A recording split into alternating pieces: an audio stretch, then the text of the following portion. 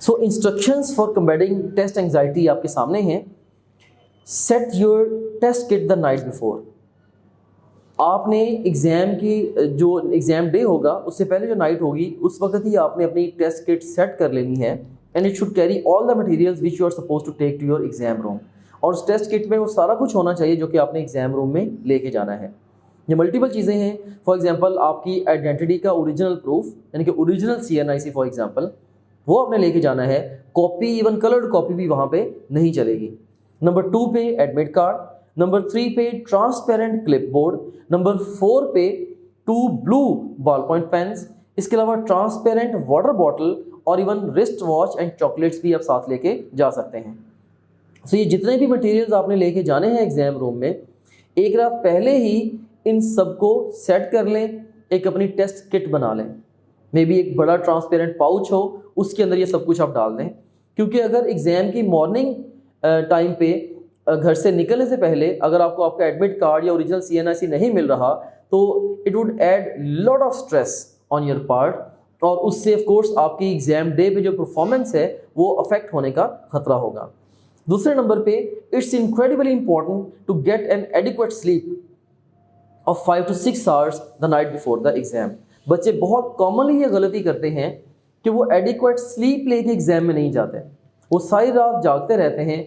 उससे नुकसान ये होता है कि जब अगले दिन वो MCQs को पढ़ के, उनके ऑप्शंस को पढ़ के उनके साथ they have to think through the questions, तो उनके ब्रेन में क्लैरिटी नहीं होती because of the lack of sleep. सो जो भी तैयारी आपने करनी थी वो आप कर चुके हैं। आखिरी एक रात में कोई ख़ास बहुत एक्स्ट्राऑर्डिनरी कुछ नहीं होने वाला।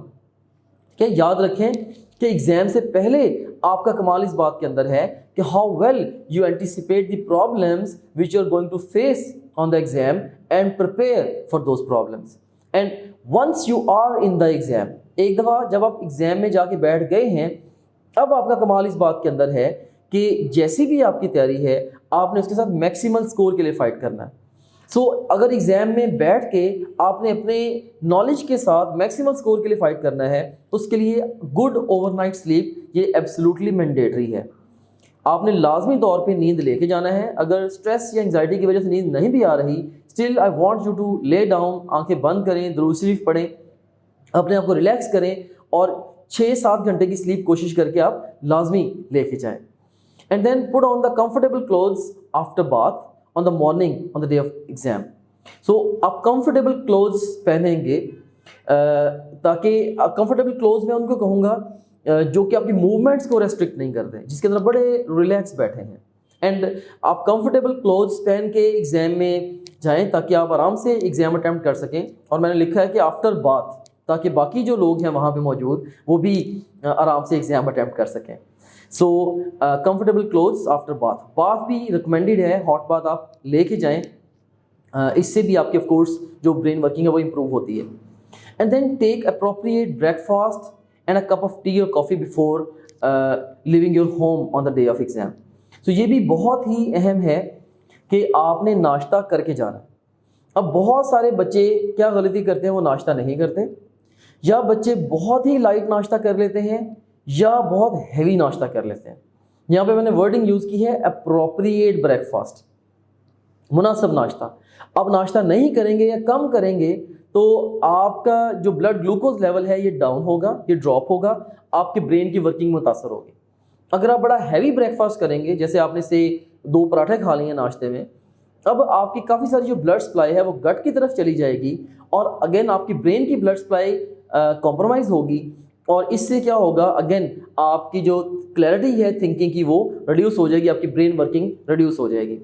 सो रिकमेंडेड ये है आप एक मुनासिब नाश्ता करके जाएं। फॉर एग्जांपल एक स्लाइस, 7 अंडा, maybe an apple, something like that. So एक मुनासिब नाश्ता करके जाएं, साथ एक अच्छा स्ट्रॉन्ग चाय या कॉफ़ी का कप भी पी के जाएं, क्योंकि ये सीरस स्टिमुलेंट होता है, थोड़ा सा आपको ये अलर्ट कर देता है, ब्रेन वर्किंग को ये चीज़ बूस्ट करती है। बल्कि ये एक हैक है, मैं खुद पर्सनली इसको यूज़ करता हूँ एंड इट ऑलवेज वर्क्स। अगर स्ट्रॉन्ग कॉफ़ी के अंदर आप बटर डाल लेते हैं तो इससे ब्रेन वर्किंग रिमार्केबली बूस्ट होती है, क्योंकि ब्रेन एक ऐसा ऑर्गन है जो कि समझ लें कि रैप्ड इन द लिपिड्स है। तो अगर आप इसको अच्छी फैट्स दे देते हैं तो ये बहुत अच्छा काम करता है।